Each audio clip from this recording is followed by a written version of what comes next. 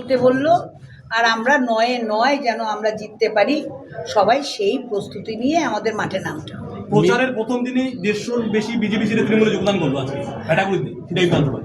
কি বলবেন? বিজেপিরা নিজেরা, যারা ছেলেপেলেরা করতো বিজেপি, তারা বুঝে গেছে যে এই জুমলা পার্টি করে আমাদের লাভ নেই। আমি আজকে ভেটাগুড়ির সব বুথে বুথে মানে একটু খুলি বৈঠকের মতো করেছিলাম, সেখানে ওরা এসে আমার কাছে তৃণমূল কংগ্রেসে যোগ দিল, আর নিজেরাই বললো যে এটা আমি করে লাভ নেই, আমরা তৃণমূলে ৭৭-এ থাকবো। তাই ভালো, আসো দিদি। মিলেমিশে চলতে কেন বললো? এখন মিলেমিশে চলতে বললো, এখন আমাদের ব্লক সভাপতি, অঞ্চল সভাপতি, প্রধান, পঞ্চায়েত সমিতি সভাপতি সবাই যেন লক্ষ্যটা এক থাকে, যেন আমরা ৯-৯ জিতি, সেটাই। সিতাইতে এখনো বাম বা বিজেপি ক্যান্ডিডেট ঘোষণা করতে পারেনি, প্রচারে আপনি কতটা এগিয়ে থাকছেন? আমরা তো সারা বছরই কাজ করি, যেমন আমি ২ মাস আগের থেকেই উন্নয়নের পাঁচালী নিয়ে আমি পঞ্চায়েত সমিতির যে 5টা করে সেখানে আমি ঘুরেছিলাম, তার আগের থেকেও আমি অঞ্চল কভার করেছিলাম। এখন যেমন ইলেকশন কালকে ঘোষণা হলো, কালকের থেকে শুরু হয়ে গেছে।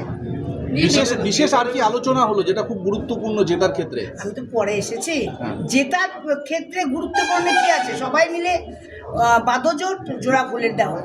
গ্রেটারের বংশীবদন যদি সিতাই প্রার্থী হয় বিজেপির, সেটা কি তৃণমূলের পক্ষে চাপ হবে? রাজবংশী তৃণমূলের পক্ষে চাপ হবে কেন? গ্রাসরুট লেভেলে যে যারা আজকে বুথ মেশিনারি আছে, সেটা গেটারে বংশীবদনের কি আছে? আমরা সারা বছর লোকের সাথে থাকি, বিপদে আপদে সবসময় থাকি, আমাদের একটা বুথ মেশিনারি আছে, সেখানে আরও চাপ তো দূরের কথা, আমার আরও ভোট বাড়বে। দলীয় কোন্দল মেটানোর কোনো নির্দেশ দিলেন? না, আমাদের দলীয় কোনো কোন্দল নেই তো। দিদি, বিজেপি বারবার বলছে যে ৯-৯ করার আশাবাদী তারাও রয়েছে, সেক্ষেত্রে লড়াইটা কতটা কঠিন হবে বলে মনে হচ্ছে? আমাদের লড়াই কঠিনই না, আমাদের লড়াই সোজা। যারা সারা বছর বাড়ির বাইরে থাকে, লোকের পাশে থাকে, লোকের সাথে থাকে, সেখানে কোনো কঠিন নেই, বরং ওরা শুয়ে বসে থাকে, ঠিক ভোটের সময় তারা বেরিয়ে এসে জনসংযোগ করে, তাতে ওদের টাপ হতে পারে, আমাদের কোনো টাপ নেই। সেটাই উপনির্বাচনে আমার রেকর্ড হয়েছিল, 1.5 লক্ষ বেশি ভোটে জিতেছিল।